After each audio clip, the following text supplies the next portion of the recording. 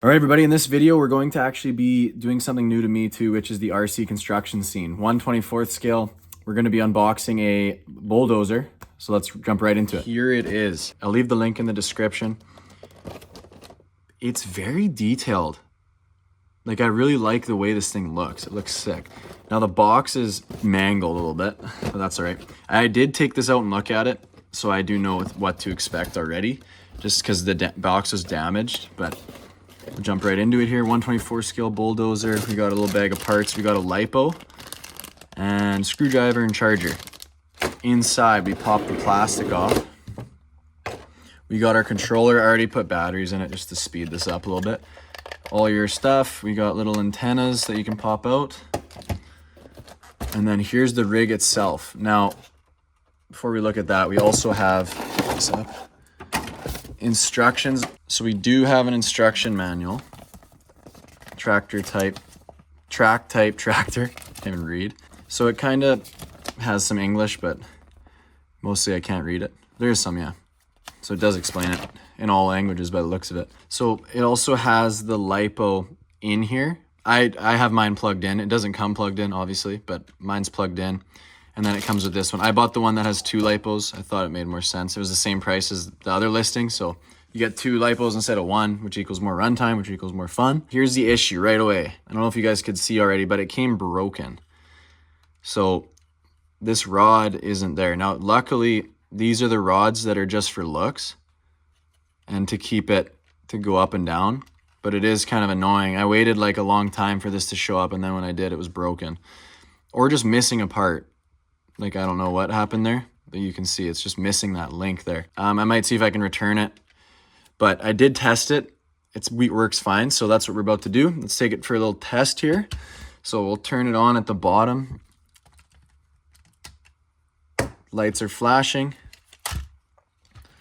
Then we will turn our remote on. Sound button right there. Let's stop the sound. Light button right here. Let's keep the lights on for this. So forward on the remote, backward. We're going to now turn right.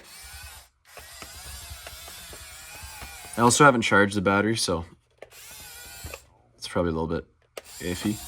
Turn left. And then the final test is going to be rise and drop. If you hold the drop long enough, it'll start to rise. It's just like a circle pattern, I guess. It does it on up and down. So what you're best to do is drop it and then rise it. So now it will be drop and rise. But if you hold it too long, this will be backwards. It's just a little thing. I mean, it works good. I'm not too happy that it came broken, but yeah, you can get it up nice and high there. Drop it nice and low, all the way to the ground right there. And then you can push.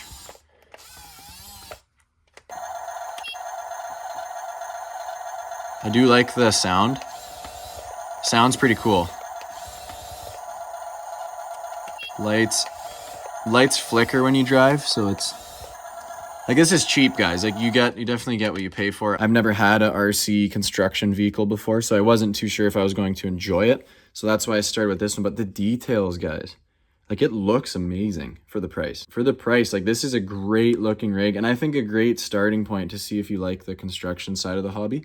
Because the other one, I was looking at getting an excavator next. They're like 120 bucks for that cat one, the die-cast models cat one. And that one you can like move the bucket and everything. But I was like, I'm not going to drop that much if I'm not even into them. So I started with this one, cheap one off Amazon. Again, link in the description. Let's go take it for a rip on the dirt and see if it works.